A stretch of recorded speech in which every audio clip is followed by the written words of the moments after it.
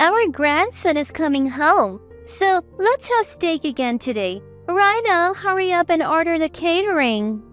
At my in-laws' house, we order steak through catering once a month as a treat.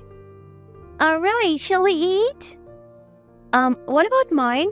How many times has this happened now? Every time they don't prepare a steak for me. My mother-in-law just lets me place the order, and once I've fulfilled that role, there is no steak for me.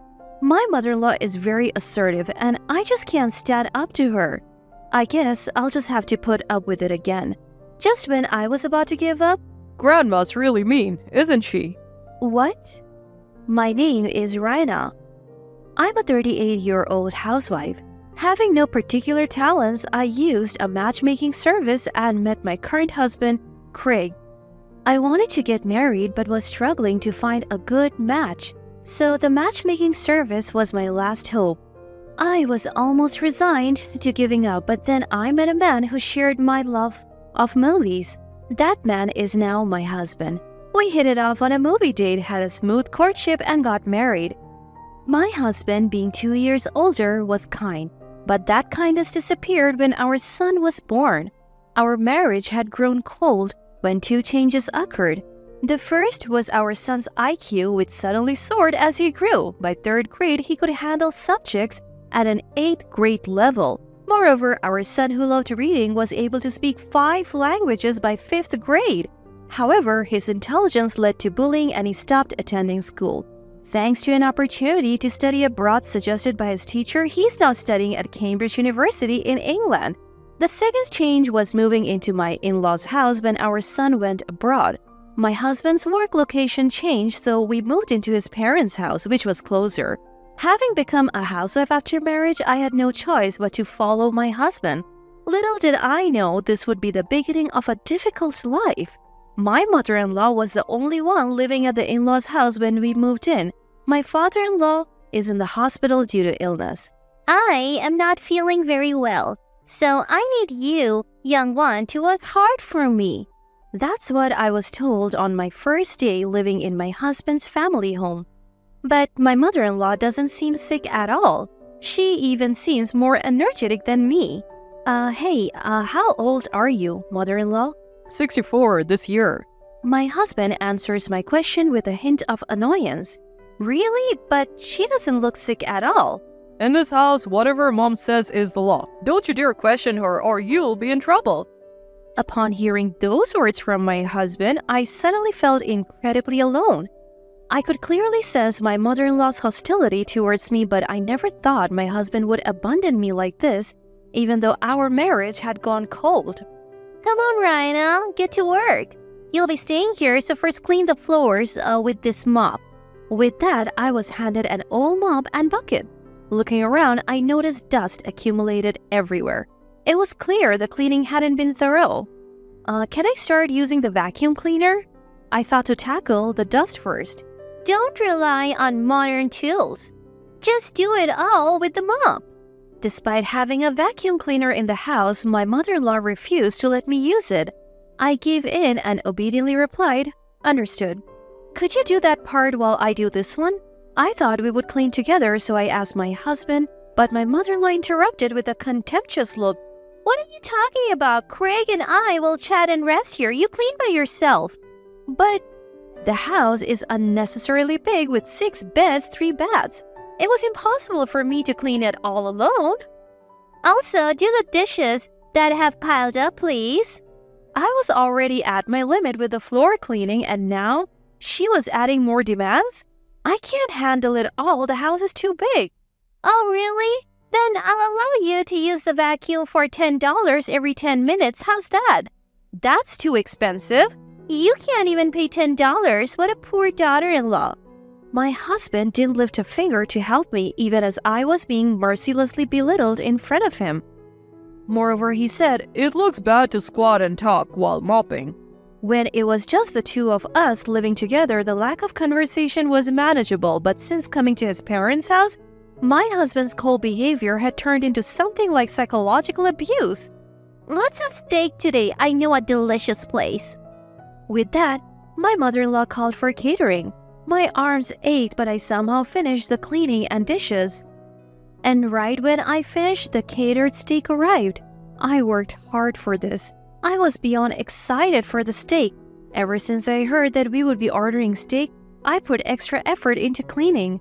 My mother-in-law said it was going to be an expensive steak, and I couldn't help but wonder just how delicious it would be. My stomach seemed to growl just thinking about it. Reina, please pour some water. My mother-in-law's tone was commanding and cold, but I could endure it all for this moment. I absolutely love steak, especially filet mignon. Once I finished pouring the water, the ordered steaks were lined up on the table. Oh, wow, it looks delicious. Thank you, mother-in-law. I thanked her with joy. Huh? What are you talking about? There's no way there's any for you. My mother-in-law responded with a puzzled face. What? What do you mean there is none? I felt my heart sink to rock bottom. I cleaned the floors as you asked, and I have done the dishes. I said weakly, only for my mother-in-law to retort, That's only natural. It was merely a token of appreciation for letting you stay. Think of it as paying a fee through your actions. Did you think you could live here for free? I had moved into my in-laws' house due to my husband's work, and it was already nothing short of hell. Yet I didn't have the money to live on my own. Since getting married, I only received $200 a month for allowance. After buying clothes, cosmetics, and necessities, I cannot save. My savings before meeting my husband were spent on moving expenses and my father's surgery. I thought I would at least be secure as a housewife. I realized how naive I had been. So what about my dinner? My mother-in-law seemed completely unprepared for that question and began pondering. Let me think. I felt hurt and questioned my word. There are some noodles around. You can eat those. The table held high-quality steaks, and my meal was noodles? This stark difference told the story of my place in this family. They both ate their steaks in silence, never offering me a bite. Reina, wash this knife and fork thoroughly. The only time I came close to the steak was when I washed the knife and fork after they were done eating. From the very first day, I endured horrible mistreatment, and I was mentally and physically exhausted. One day, during this never-ending cycle, a call came from our son who was studying abroad. Mom, long time no see. Hey, you were good at handcrafts, right? What's this all of a sudden? I wouldn't say I'm good at it, but I do embroidery as a hobby. Really? Handcrafts are trendy here in America now, and I was reminded of your work. There are specialty stores here, but even looking back now, the quality of your embroidery is on another level. My son praised me during this rare phone call. How long has it been since someone praised me?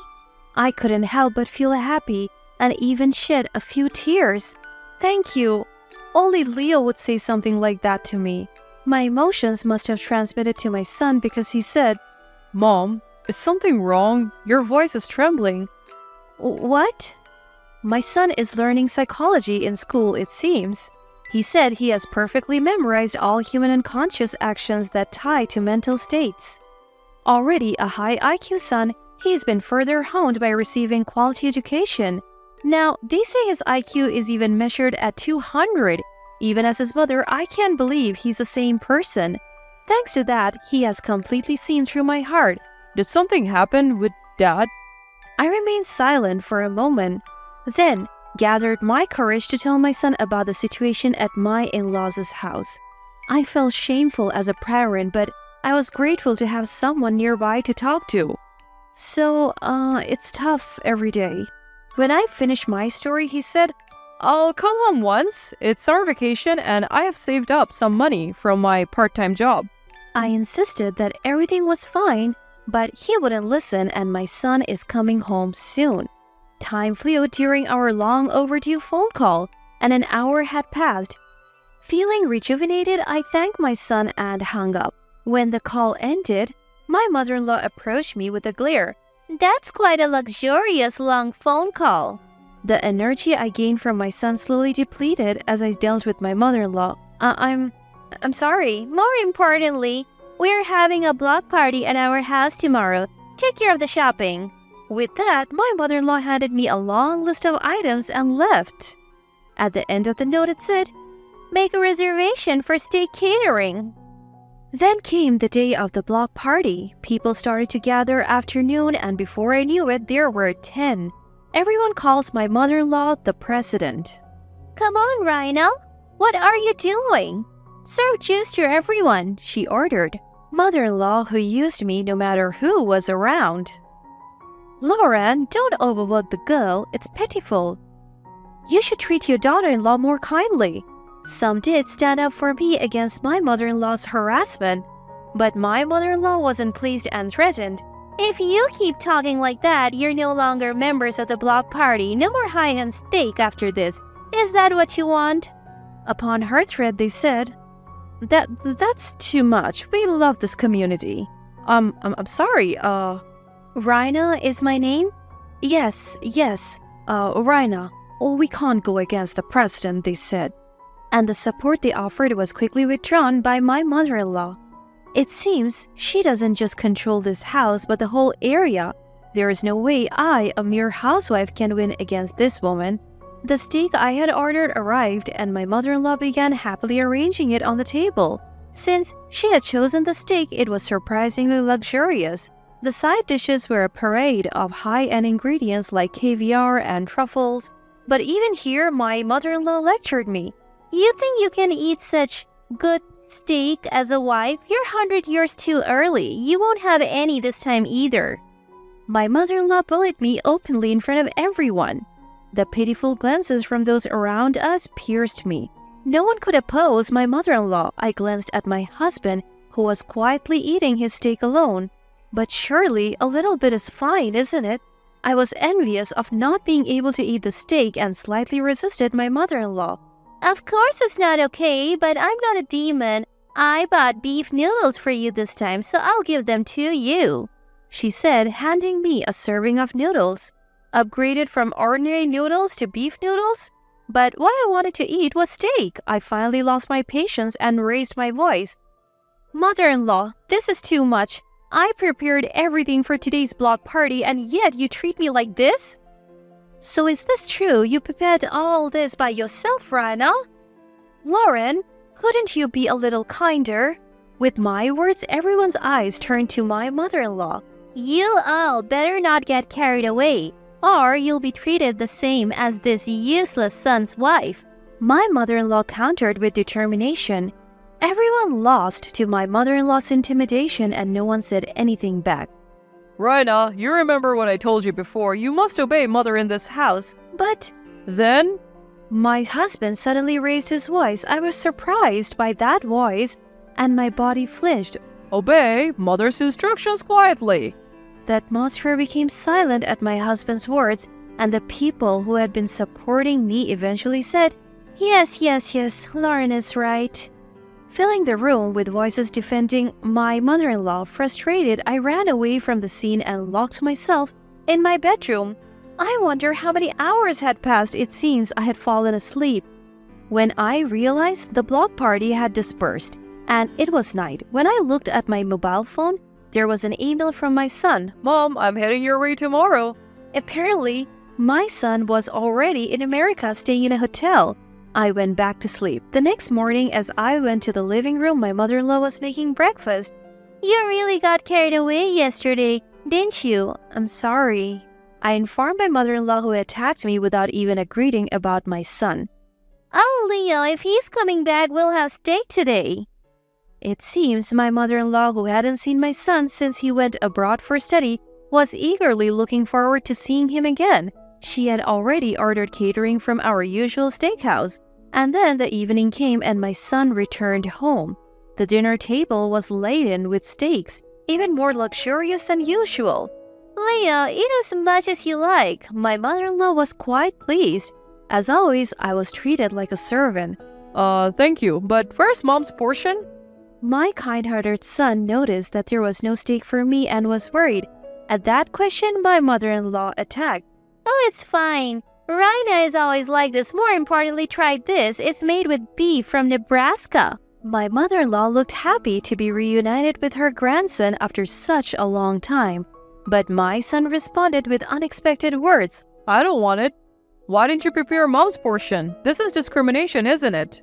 He said coolly. My mother-in-law was startled by this unexpected reaction. My husband also looked at our son surprised. What are you talking about?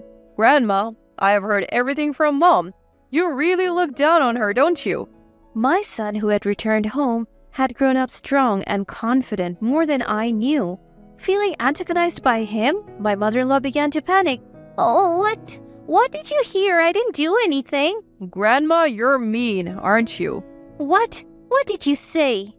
You're always looking down on mom, right? You want to feel superior, but people like that usually lack confidence or have nothing to be proud of.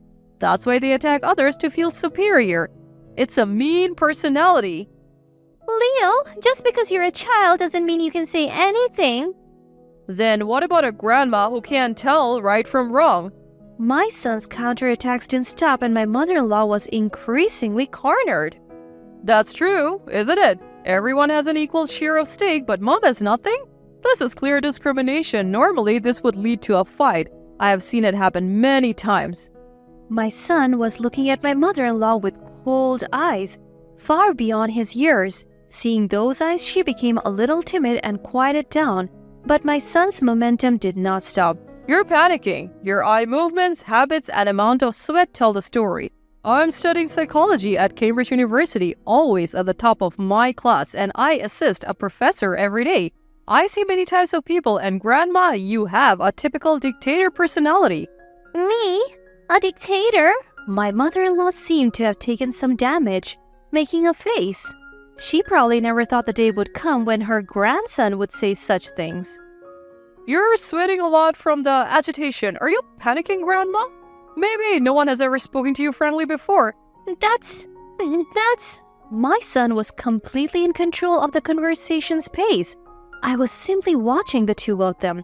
My husband was doing the same. But there's really nothing to it, is there? I wonder why everyone was so afraid. By the way, Grandma, do you have something you're good at? Good at? Well... You were snapping at Mom even though you have no talents. That's not cool. Mom has some though. That's mean. Do you have to say that? My mother-in-law was gradually backed into a corner, losing her ability to articulate. My son showed no mercy to her. Mean? What you did, Grandma, was far meaner. Plus, Mom is skilled in embroidery. It could even sell in England. I was surprised by my son's words. It was the first time my hobby was appreciated like this. So, what's your point? Don't you get it? Mom has skills beyond others, but you, Grandma, have none. Yet, you try to belittle Mom and assert dominance? Is it because you can't accept someone being superior knowing that you can't do anything? Grandma, you are the weakest here.